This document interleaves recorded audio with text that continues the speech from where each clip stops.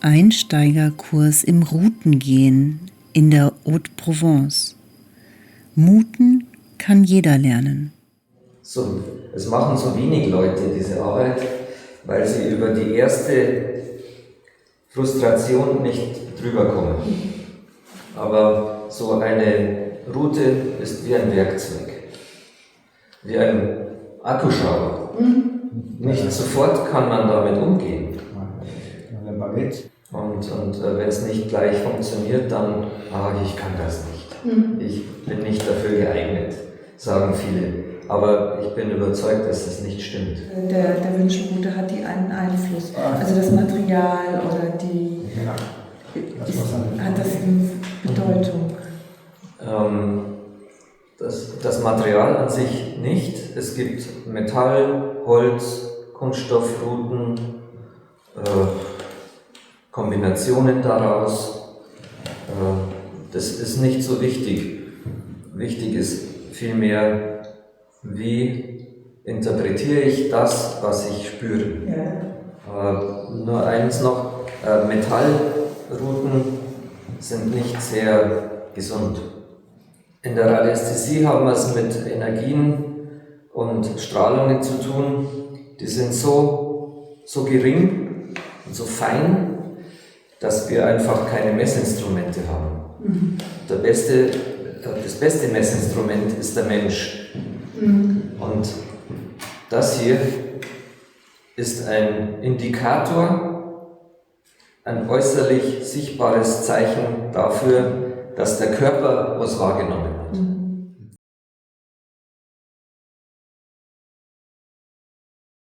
Die eine ist, mental zu arbeiten. Das macht man mit ganz normal, also mit solchen Routen ohne Markierung oder mit Holz oder mit Metallrouten. Man muss sich genau vorstellen, was man finden will.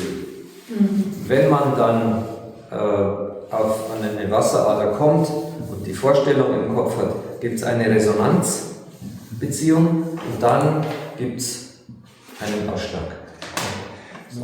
Aber das funktioniert mit sehr viel. Also zum Beispiel der Bergbau im Mittelalter ist immer von Routen gegangen, also ist erst entstanden. Man hat Erz sich vorgestellt oder Erz in die Hand genommen, eine Route gespannt und somit sind die großen Vorkommen erstmal gefunden worden. Ich stelle mir so vor, wenn ich Wasser finden will, dann habe ich ein Lieblingsbild von Wasser im Kopf, nämlich einen Gebirgsbach, der schön fließt. Ich stelle mir fließendes Wasser vor.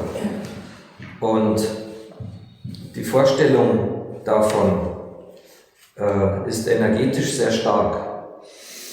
Wenn man in der Realität dann auf Wasser trifft, sich dem nähert, dann entsteht da eine Beziehung. Und das passiert, wenn man sich was vorstellt, ganz oft, aber man hat dann keine Reaktion, weil man nicht arbeitet gerade mit so einem Ding. Aber zwischen Menschen passiert sowas ja ständig.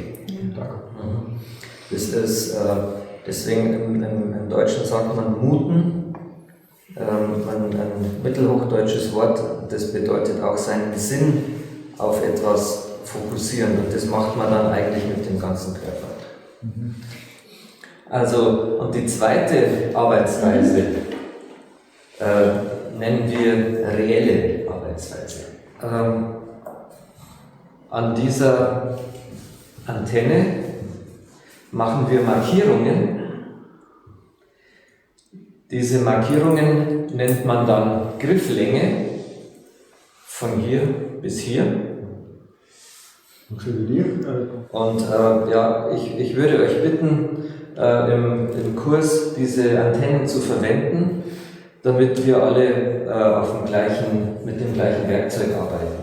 Weil mit dieser Antenne können wir mental arbeiten und reell.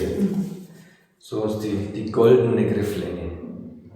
Und mit der kann man, jeder von euch, seine ganz individuelle Länge, kann man mental arbeiten. Das heißt, in dieser Grifflänge stelle ich mir vor, was ich finden will. Aber jetzt geht es weiter. Man weiß zum Beispiel von Wasseradern die genaue Wellenlänge. 11 Centimeter. Und das ist natürlich sehr schön, weil es hier keine Probleme mit Interpretation gibt. Was ich euch gerade gezeigt habe, diese Wellenlänge von 11 Zentimetern, damit findet man M, die Mittelachse. Die Schwerpunktzone sollte man zum Schlafen meiden. Die ist biologisch aktiv.